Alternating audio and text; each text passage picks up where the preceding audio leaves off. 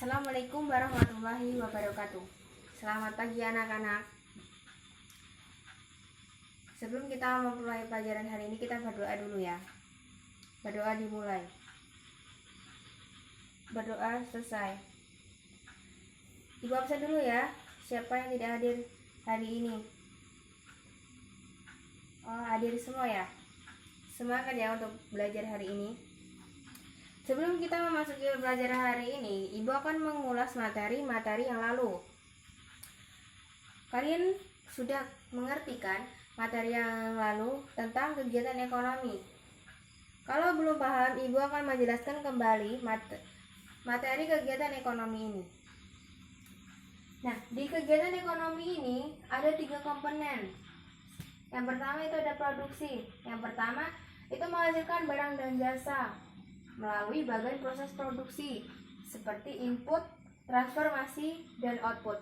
Nah, keduanya ada distribusi, yaitu menyalurkan barang dan jasa dari perusahaan-perusahaan lain yang melalui bagian proses distribusi itu melalui agen, sales, dan maklar.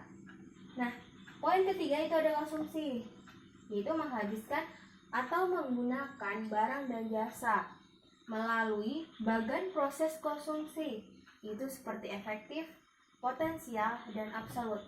Nah, di efektif ini terdapat daya beli yang ada dan sudah dilaksanakan.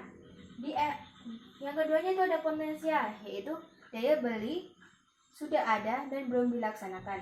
Yang ketiga itu ada absolut, itu terdapat daya beli yang tidak ada dan belum dilaksanakan. Nah, di sini pada anak-anak apakah sudah paham tentang materi kegiatan ekonomi ini? Alhamdulillah kalau sudah paham. Nah, kedua Ibu akan masuk pada materi kedua, yaitu pelaku kegiatan ekonomi. Nah, di sini Ibu akan menjelaskan pelaku kegiatan ekonomi terdapat 4 pelaku. Yang pertama itu ada RTK, yaitu rumah tangga konsumen.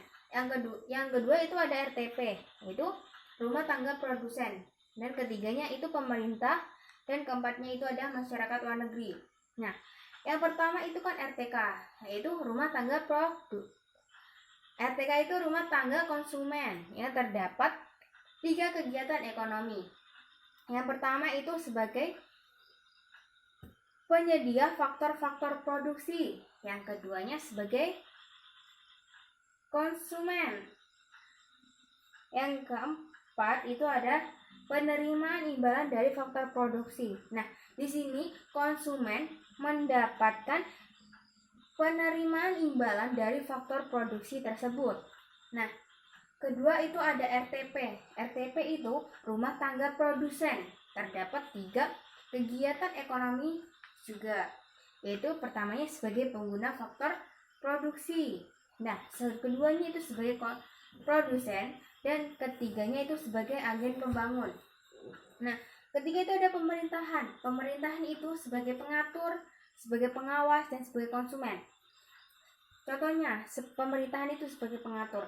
Pemerintahan itu mengatur seluruh masyarakatnya atau rakyatnya dan perusahaan-perusahaan lain agar menciptakan produk barang yang berkualitas tinggi dan bagus. Nah, sebagai pengawas, pemerintahan juga mengawasi seluruh rakyat dan masyarakat di Indonesia ini untuk menciptakan produk-produk dengan kualitas oke dan tidak ada tandingnya dengan luar negeri. Nah, keempatnya ada MLN, masyarakat luar negeri.